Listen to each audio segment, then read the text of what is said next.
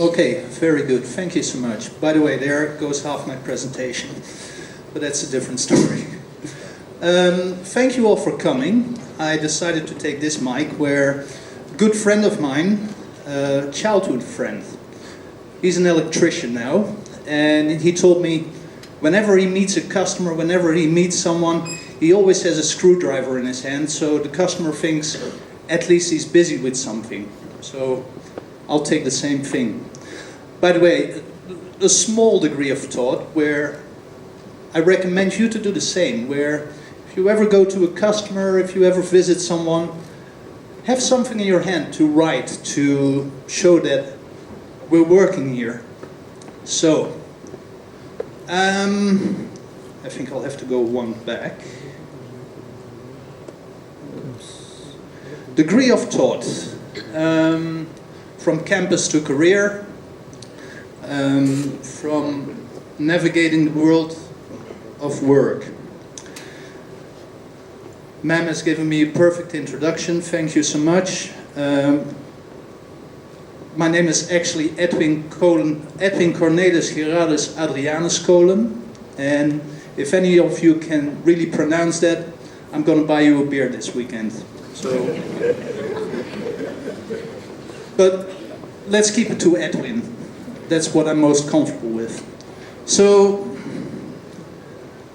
the degree of thought today is all about the only constant is change. Where, how many of you expect to work in Nagaland after graduation? Hands, please. Hands.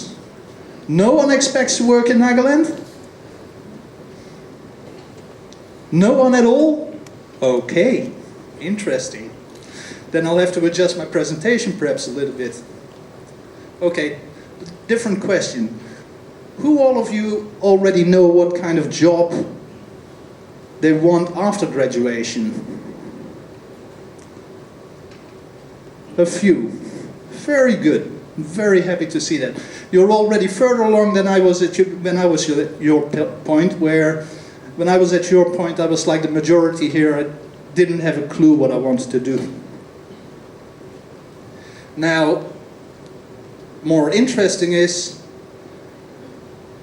how many of you think that the jobs that are there right now will still be there in another 10 years?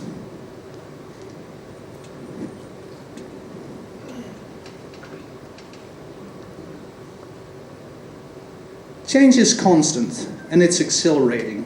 That's what I've seen, like ma'am said, in my 30 years career. It's a roller coaster. Technology changes, demographic changes, political changes. Industries are shifting, new technologies are making new rules. AI is coming up, and I think it's only at its beginning. So let's see, where I'm going to take an hour of your time.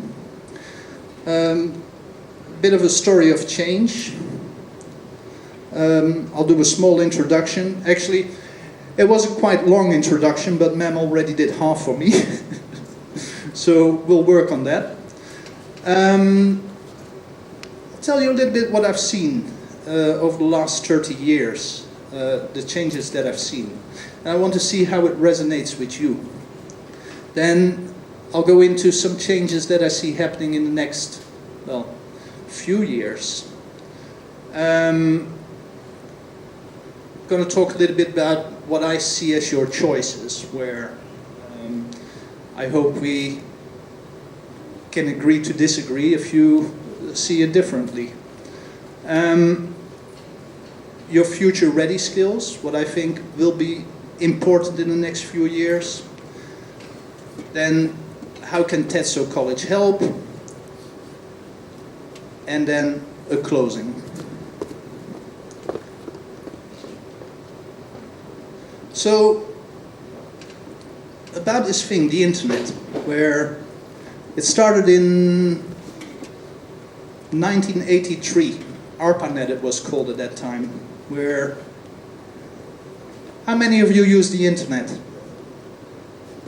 Okay, thanks. I thought there was an inattentive audience, but that's not the case. I was just asking the wrong questions. So everyone is using the internet.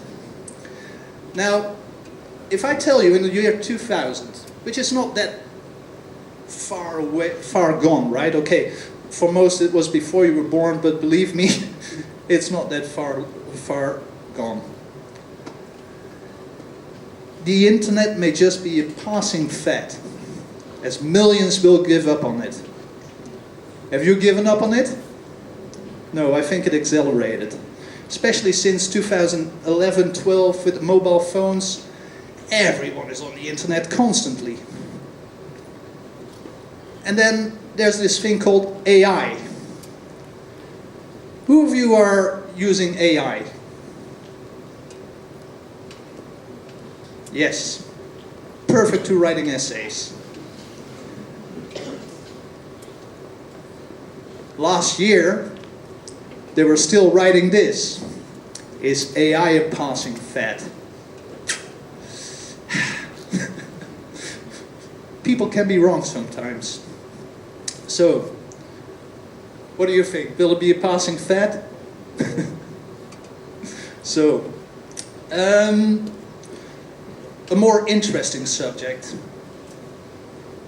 Me. I was born in a village in the Netherlands, on a farm. Berk en Lenschot, if any of you are interested.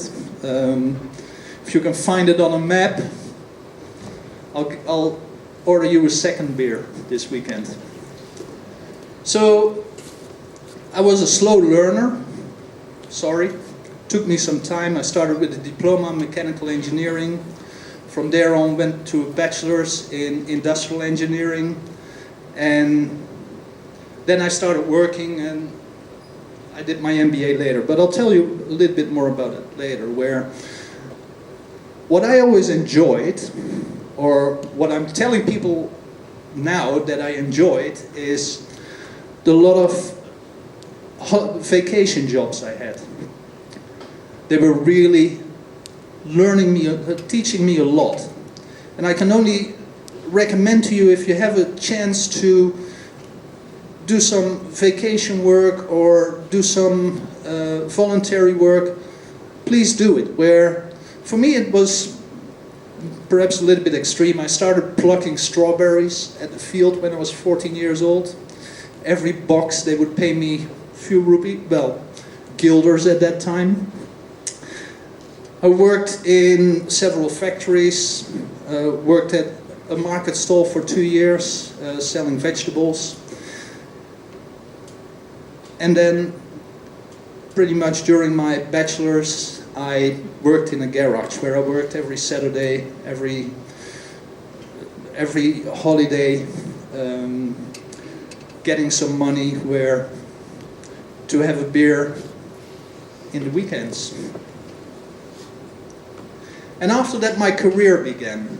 And you might think, why is he dragging on this introduction so long? It's all about change. Perhaps it's in me, but I like change. I like to do new things. I like to explore new things. And if you look at the course of my career, you can perhaps see that. Oh, another small degree of thought, and this one is from Mike Tyson, who said, everyone has a plan until they get the first punch in the face. For me, it was not as much as a plan that I had after I graduated. For me, it was more like, what am I going to do now? So, started with financial administrator. Job I found. Did it for half a year. They wanted to make me a controller. I was like, yeah, I'm going to sit in the office for the rest of my life. I don't want to do this. Looked around, found a job as saw a job advertisement as technical support, and there was going to be a lot of travel involved. I was like, yes. Instead of sitting behind a desk, I'll travel. So, go to the interview, technical support, computers, networks. Yes, sir, I've worked on a computer for the last half a year as an administrative support. Well, I didn't mention that one. I was like, yes, I worked on computers. So he's like, that's good. In a discussion I had with that recruiter, about 1.5 years later, I told him, why didn't you ask me more about computers? He's like, Edwin, it was not about your technical knowledge.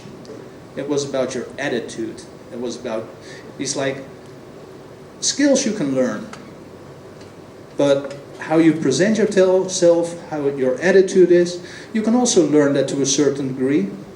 But for a lot of employers, that's more important than the little things you know.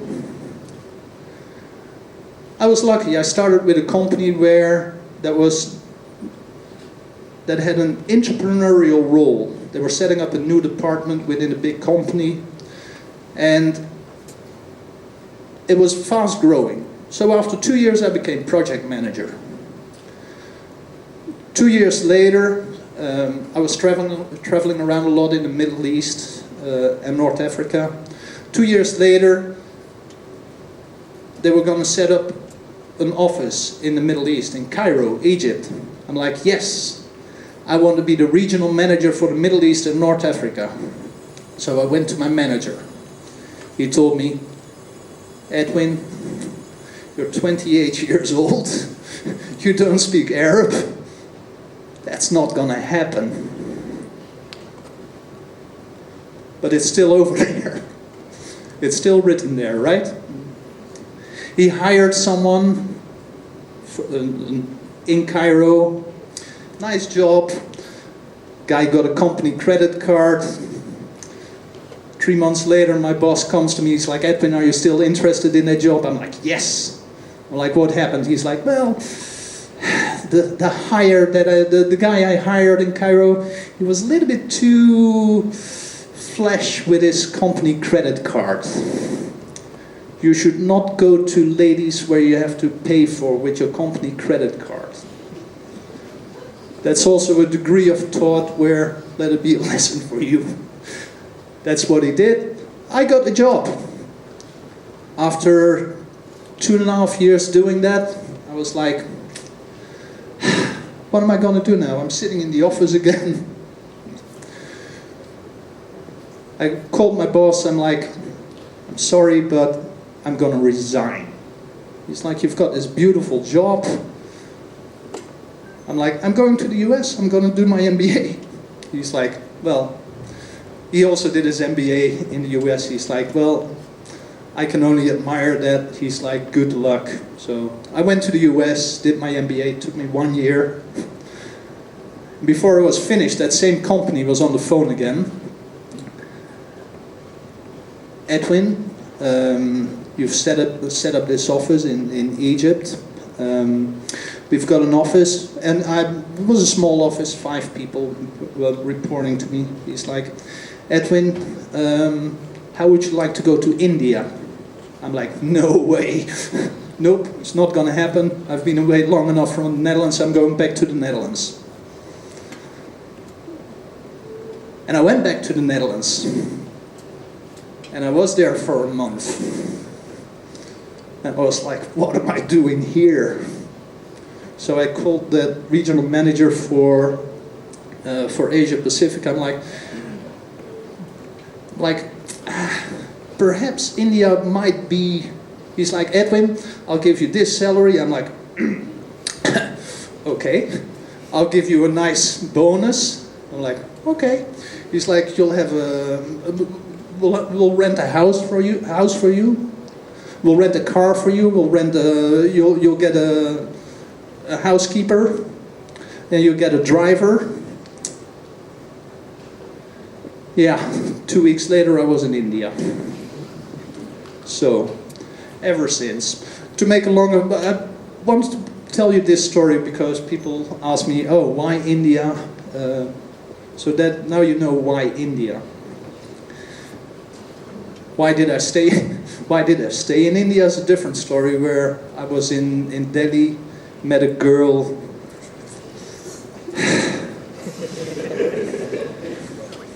Yeah, laugh about it, it can happen to you too. That girl was from Sangratse. So after that, oh, by the way, we got married. I asked her, where do you want to stay? I'm like, anywhere in the world. I can apply, I'll get a job, we'll move there. Her answer, I would like to stay in India. One of the first Indians that I met that actually made that statement. I want to stay in India. Well, let's face it, most Indians want to move abroad, right? Not the Nagas, but then again, whether Nagas are Indians, that we can also have a long discussion about that. That will be the discussion after 3 beers. So from there on, I sort of wandered around, where always in the IT industry, went from country operations manager to VP in strategy, partner at a website development company, head Indian operations, managing director, COO, senior vice president. And then something interesting happened.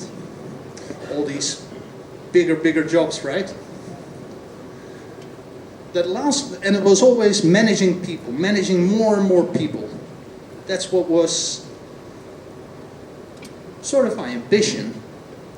Didn't know any better. And then I got to a point where I was offered a job, and the senior VP, SAP relationship manager, and I had worked for this company before, so I sat in front of the CEO, the owner of the company, and I'm like, so how many people am I going to manage? He's like, Edwin, you're not going to manage any people. He's like, you're going to influence a lot of people, but you're not going to manage any people. And I'll tell you, that was one of the best things that happened.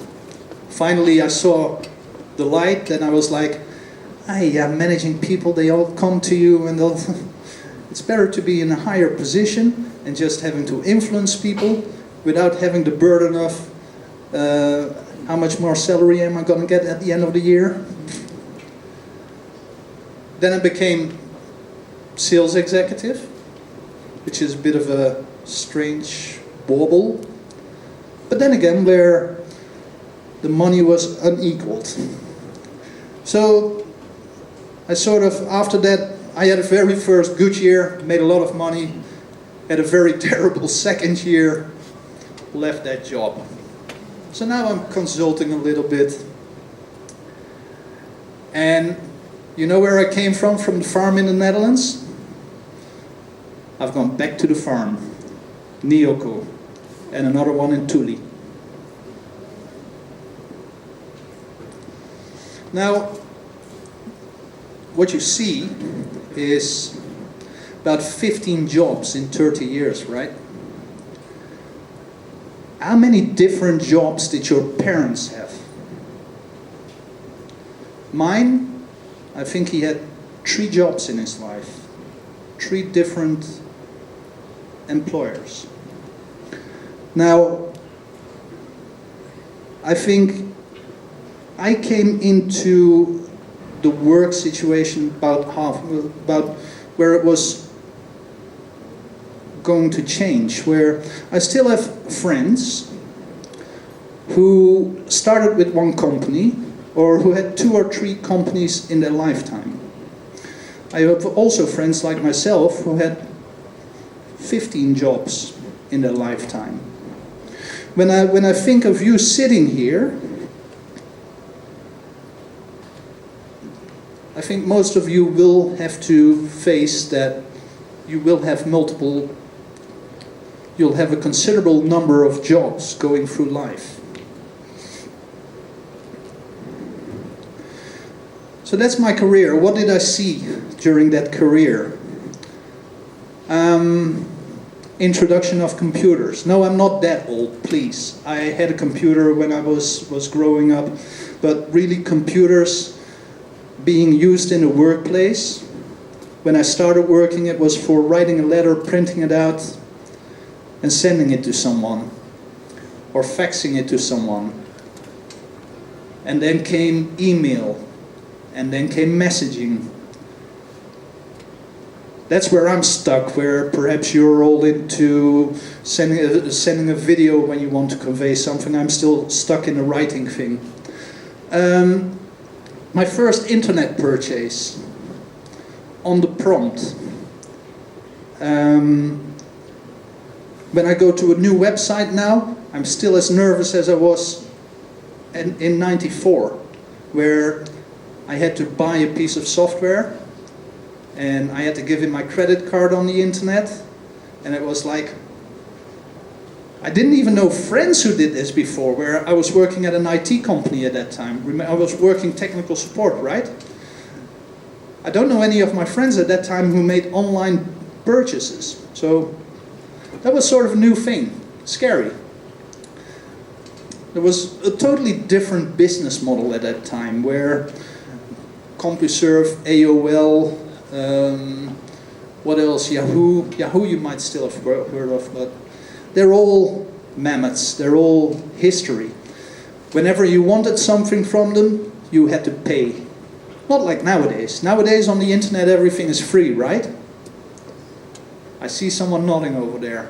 Is it free? No. Well, as long as you give them a little bit of your data, when you were born, what you like, how much money you have, so they can do the advertising. As long as you give them, so it's not that entirely free. But then again, where it is changing. If you look at OpenAI, such things, a lot of things are free. They'll try to hook you and they'll get their money somehow, don't worry. Those companies are not working at a loss. Or they're working at a loss for a few years till you're hooked, and then they'll take your money.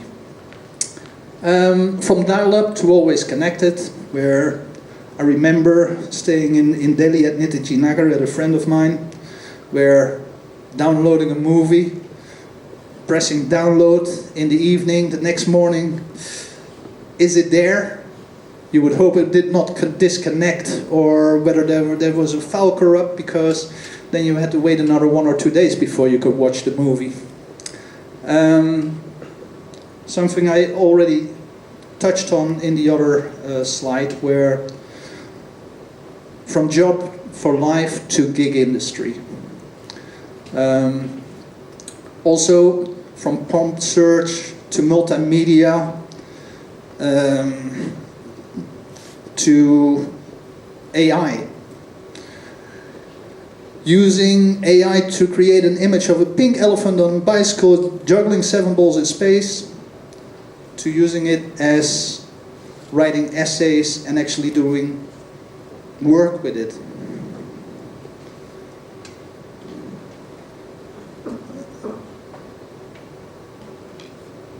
Come back to that in a second. This one. The biggest waste of AI. Don't know whether you're aware of it, but this AI thing, it slurps energy. These data centers need a lot of water for cooling. And this is how we steal other people's energy and water. Sorry, it's a bit of a pet peeve of mine, where I'm actually feeling guilty that I did this for you guys.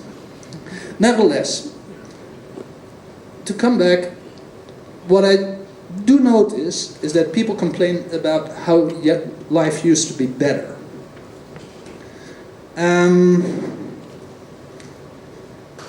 I don't think so, or I'm not sure. It used to be different. And that's where we come back to the only constant in life is change. It changes, life changes. Friend, who told me this once, long time ago? I was protesting, I was like, this is not fair, and oh yeah, it was that technical support job I had. I wanted to be the technical support manager, but my boss was like, you've been working for 2 years. You're not going to be a manager right now. I'm like, okay. I'm like, then, if you cannot change it, either live with it or leave altogether. The pink elephant in the room. Okay, that's what I've seen. What will you see? Everything home delivery. Was reading this article on the internet. I don't know where it was. People used to say I used to read it over here or over there. Nowadays, you read it on the internet. It's the generic number. Someone in the US bought a car from China. A full car. The company just delivered it as a package. That's it. Home delivery, everything home delivery. AI. People are saying it's going to create jobs. I don't think so. I'm sorry to say. I think it's going to change jobs, not create jobs. And it's going to change jobs in such a way that one person is supposed to do the job of 3 persons. Now, the painful thing is, what is going to happen with these other 2? I'm not too worried about that. I'm sitting at the farm, so I still have to take the hoe and tend the field. Governments are talking about base income, where everyone is getting an income. That's discussion is going on in Europe right now in a few places. Interesting discussion. Perhaps you will see it. Super intelligence. Well, we've got AI. Well, AI is smart right now, but not as smart as you are. Then again, they're working on it, so it is smarter than all of us together. Is it going to happen? I'm pretty sure. What is there to stop it? And then you have singularity. I'm talking about technical singularity. Technical singularity is where the movements in technology are becoming so fast that they're starting to drive themselves and they're unstoppable. I find it a bit of a scary thought, but it is what will happen. And then what will happen to work-life balance? Social changes, demographics. My 5 cents though is embrace change. Embrace it. Live with it. On the other hand, don't lose your roots.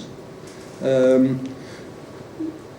think in a lot of countries in the West, people are losing their roots. Don't let it happen to you. Make plans, but not let them limit your opportunities. But do set attainable goals. Everyone made plans. I also made plans. A lot of these companies I worked for, I was planning to stay at least 10 years. But then again, where opportunities came up and you go with the flow. So how will this affect you? I do believe that Nagaland is an enviable position, especially because it's so community driven. People care about each other. One of the reasons that I very much enjoyed Nagaland, one of the reasons that I decided that my family decided to live in Nagaland. Automation. You will see that wider adapted. Especially in Nagaland, the automation is not that much there anymore, not yet there. But you will see it wider adapted. From degree-based hiring, sorry guys, girls, it's going to be a lot of skill. And of course, attitude. We'll talk about that in a little bit. Few fewer government jobs and automation of routine jobs. That will happen. Nevertheless, between you and me, I'm still trying to figure it out, so go with the flow sometimes. So, the job market, where is this going?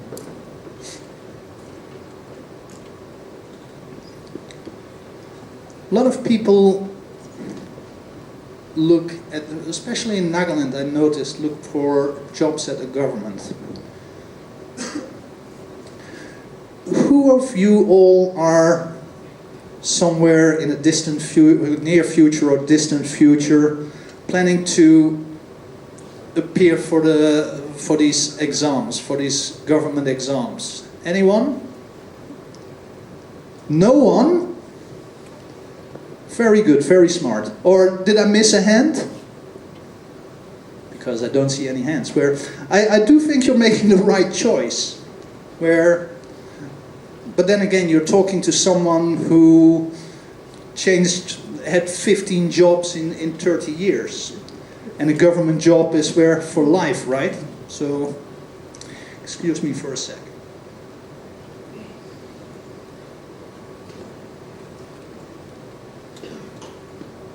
And most of these government jobs, they're for life.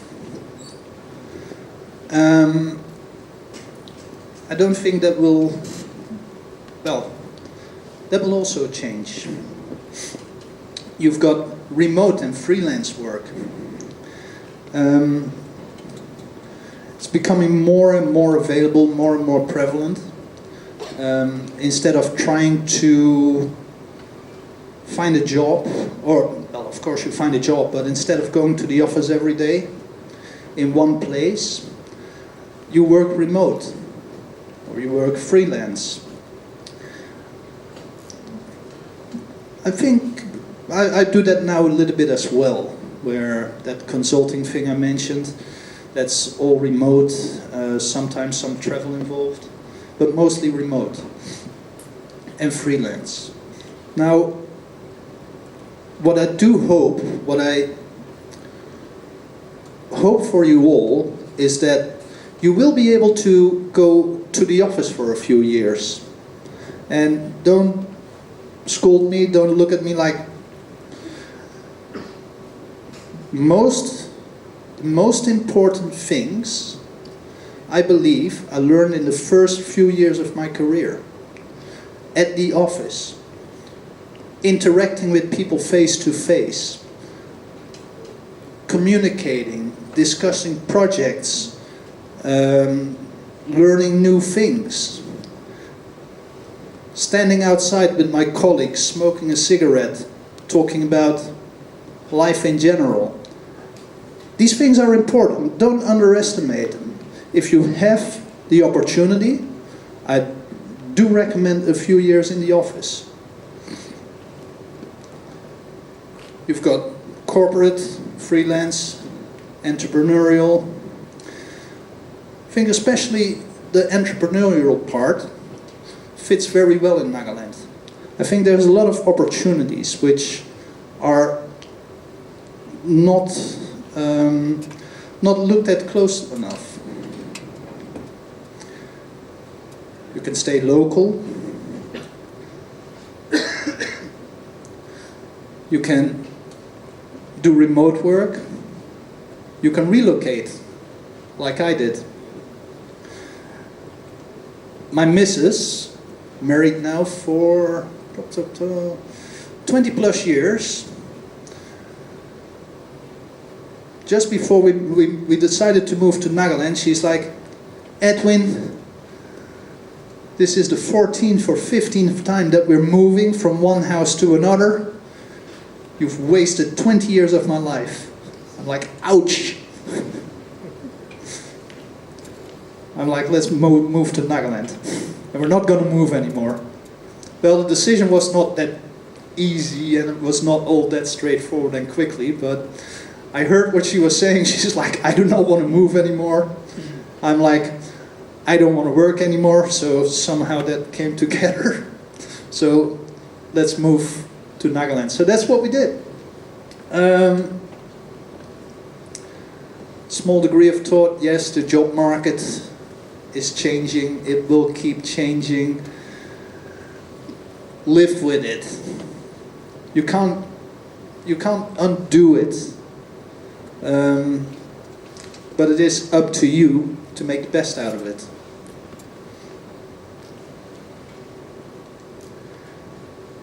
Your career choices.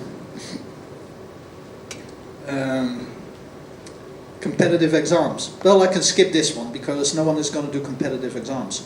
Which, by the way, kudos to you.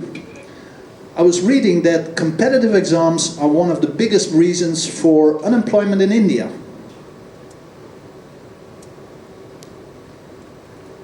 You all understand that, or I'll explain it for that lady sitting here in front because she's looking like, huh, what he's talking about. So, you graduate, and you're like, nah, let's not start working again. Oh, by the way, I can understand that. That's a different story, but I'm going to do one of these competitive exams. So, you do a competitive exam, you fail. A year later, you do another one, you fail. Year 3, 4, 5, you fail. You're like, shoot. What am I going to do now? The job market has passed me by. I'm a little bit unemployable because I've been sitting at home studying. Well, studying. And now what? My suggestion here, please, do not fall into that trap. Really, where I would hate to see that for you. Let me put it like this, where would any of you want to be a forest ranger? Hands, please. No forest rangers here? 23,000 people in Nagaland appeared for the forest department exam. 23,000. There were bachelor's degrees, master's degrees, doctor's degrees, all vying for a job to walk through the woods. If it's your hobby, okay. But you do your doctor's degree and you do a competitive exam to work in the forest. Oh, by the way, 23,000 applicants, 159 jobs. Percentage-wise, anyone? I did my homework, 0.6% chance that you get a job. Well, actually less, because a friend of mine also appeared for that exam, and she knows a few people at the forest department, so all of a sudden her chances of getting it are going from here to here. So all of a sudden the people who do not know people at the forest department, your chances are going there. And believe me, it's a bit of a fact of life, right? Sometimes it's more important to know the people, it's more important who you know than what you know. Direct employment. I think we spoke enough about the competitive exams, right? Because none of you were going to do it anyway. Direct employment is limited in Nagaland. Few companies. Companies are coming in though. It's an interesting time. New companies coming in, new companies being set up. It's a different landscape than when I first came here 20 years ago. That I can tell you. And it's improving very much. Sectors in BPO, retail, logistics, digital marketing, healthcare, hospitality, opportunities coming up. And then entrepreneurship and freelancing. I think those are the most viable in Nagaland right now. And I really recommend to you, if you don't find a job, at least take some action, do something. Try to start selling something on the internet. Try to, whatever, I don't know. Startups are low cost right nowadays, or can be low cost. You need a bit of an ID. If you don't have a luminous ID, then look on the internet, look what people are doing in other countries and try to steal those IDs. Also works. Don't be shy about it. Build a company. Your first employee, probably AI. It works where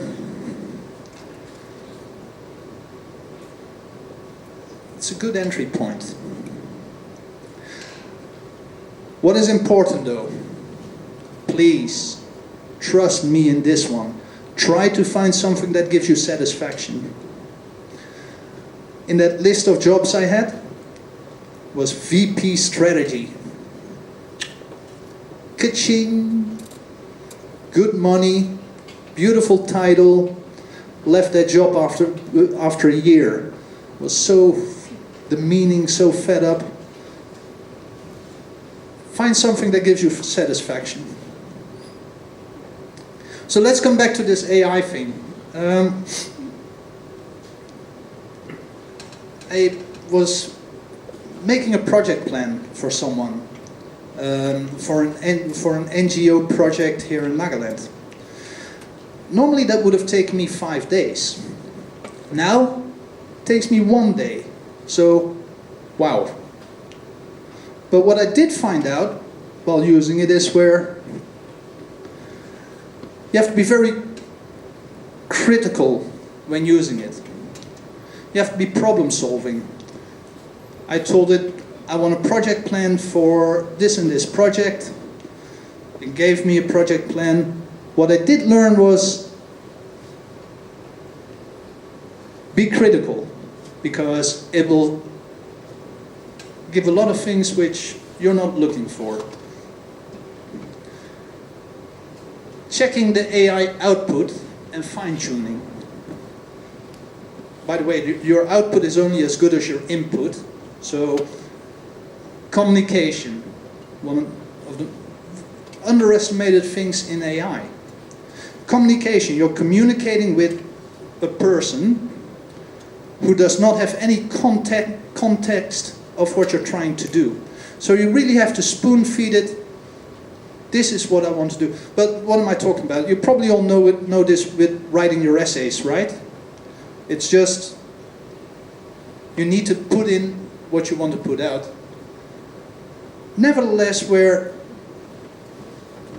whatever comes out of AI, never forget, and this is also where communication comes in, it's not a standalone thing. You have to work together with people. AI says this and this, you have to sell it to your colleagues, you have to sell it to your professors, you have to convince them about that. You have to collaborate with people around you to put it all together. Adaptability and continuous learning. We'll come back, adaptability, change. Changes are constant, you have to adapt to them. And you have to keep learning. Lifelong learning it's there. It's not going away. I learn every day. But then again, where you saw how long it took me to get my, that I first had to do my diploma degree and then my bachelor's degree, I'm a little bit slow, so I'm still learning. It's an interesting one, the last one. Awareness of ethics and bias. There was an interesting program run at one of these AI companies. They took their AI and set it up mimicking a company with different employees, with different vendors, and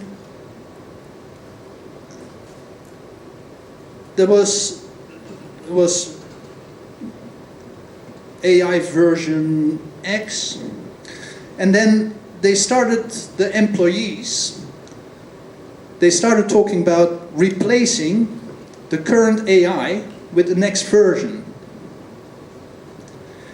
And that's when the AI they were using started to sabotage things. Started to send out emails about how the flaws of the next AI generation. I thought it was a very interesting and very scary thing, because keep in mind, we're only starting with this AI thing. Imagine yourself in a few years. Imagine yourself the super intelligence, where reminds me of a movie I saw with that guy Arnold Schwarzenegger years and years ago, but let's not go there. Nevertheless, look at AI as an opportunity. Don't look at it as a threat. Yes, it will take jobs. Just make sure that it doesn't take your job. And you do that by making your skills future ready. General knowledge, very important. And I'll just keep it, it's always important, but I'll keep it in the AI context. If you do not have general knowledge, and if you're not very critical, AI can just tell you everything, and you'll just have to sit there nodding like, ah, really? Really?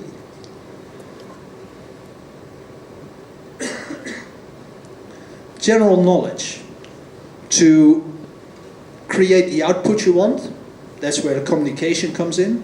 Clearly communicate what you want from AI.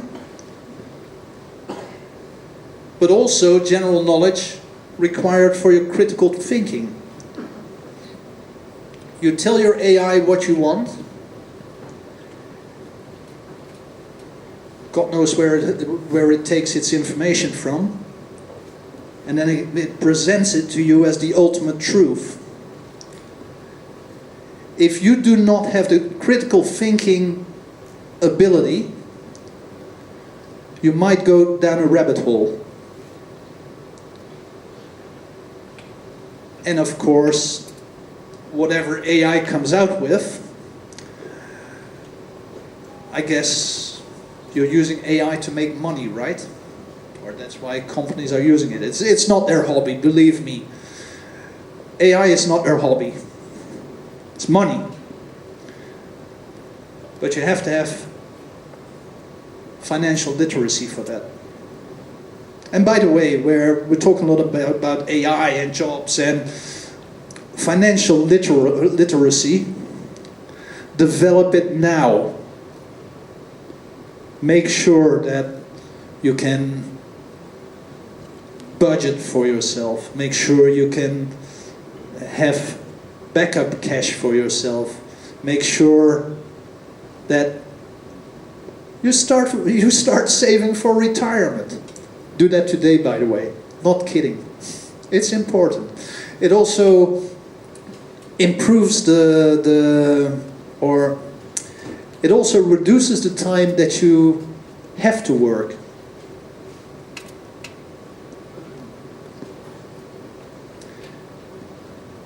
Keep expanding and fine-tuning these skills, okay?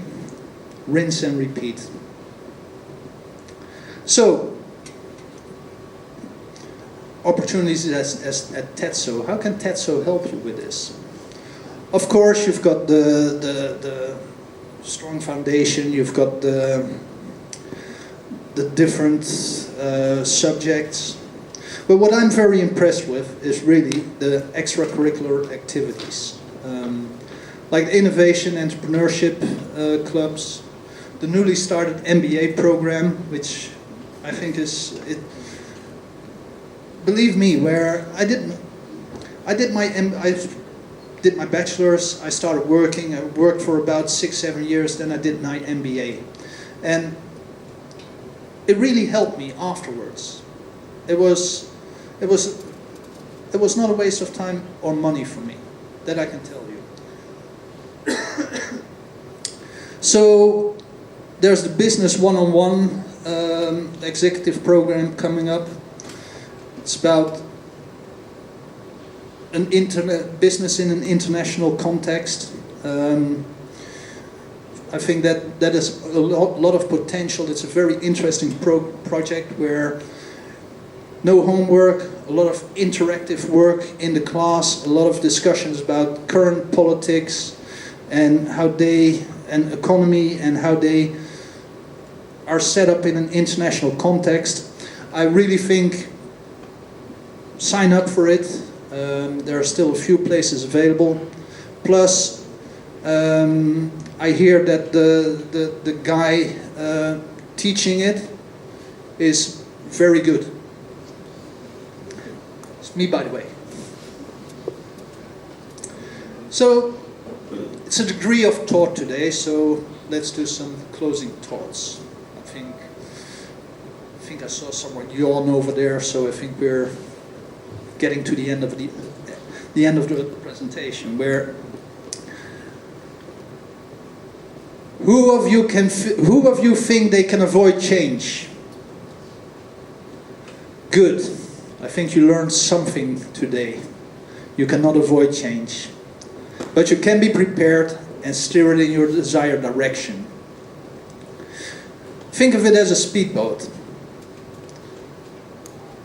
Right now you're very maneuverable. You can go any way you want.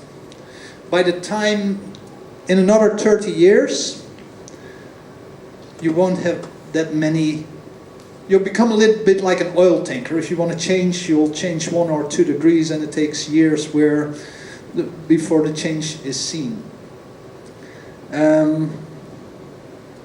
Update your LinkedIn. Join a free online course.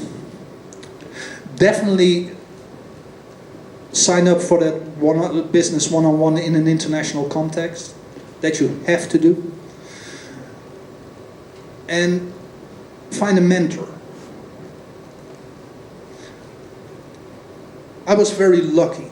Beginning of my career, well, except for that administrative part of it, if you can think back of it, I went from technical support to project manager to regional manager, Middle East, North Africa in about 4 years' time. That all had to do with having the right mentor. Or it's actually twofold, where it was having the right mentor.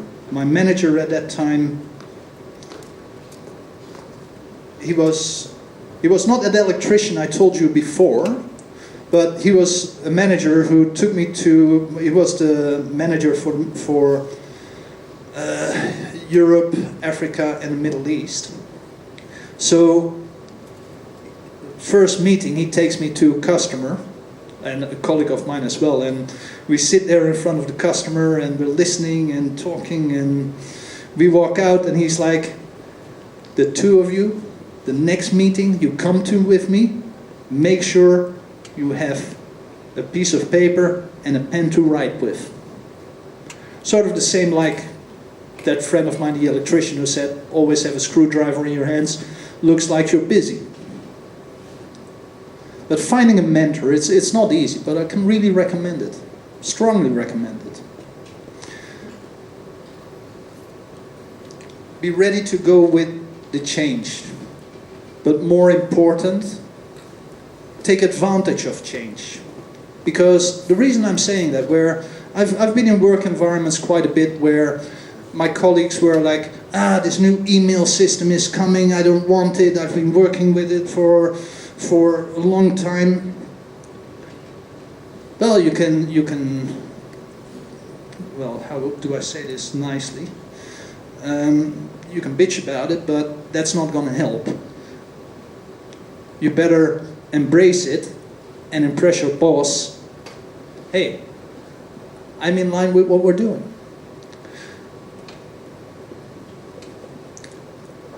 Think about it, AI, which I was reading. I have a lot of free time, I read a lot, so I can talk about these things. Where 1 or 2 weeks ago, ChatGPT 5 came out.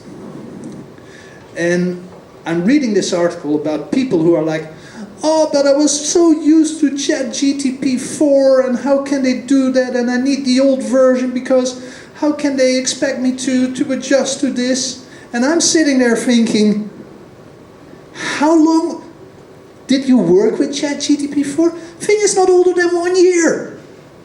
Come on, be real. I'm coming back to what I said earlier. To be sure that you don't forget it. Be flexible, be curious, be adaptable, be approachable and interchangeable. It's the same story where it ties in with what I told you earlier. Be flexible, go with the change, be curious. Something new comes, don't throw it in the waste basket. Figure it out, see how you can help, see what you can do with it. Be adaptable, work with it. And last but not least, computers are computers. Work with the people around you. Be approachable. Be interpersonal. It's important. You work with people. Think of the future, but don't let it worry you too much. Live in the now. Do not plan out your entire life, but set attainable short-term goals and ambitious long-term goals. I'm currently building a house. It's been a long-term goal for me. But in order to build that house, I had to make it attainable goals. Buy a piece of land. Flatten that land. All small things. It's good to have big goals, but you have to plan towards them in order to attain them. See it as a big project, where a project building a house. If you start a project saying, I'm going to build a house, if that is the project plan, I'm afraid you will fail. The project plan has to be step by step by step by step. On the other hand, where be flexible enough to change midway. Changes are constant, but sometimes you just have to go with the flow. And that was my degree of thought for today. Sorry, it's called degree of thought. It's not called degree of answers. And I'll keep it to that for today. Thank you so much.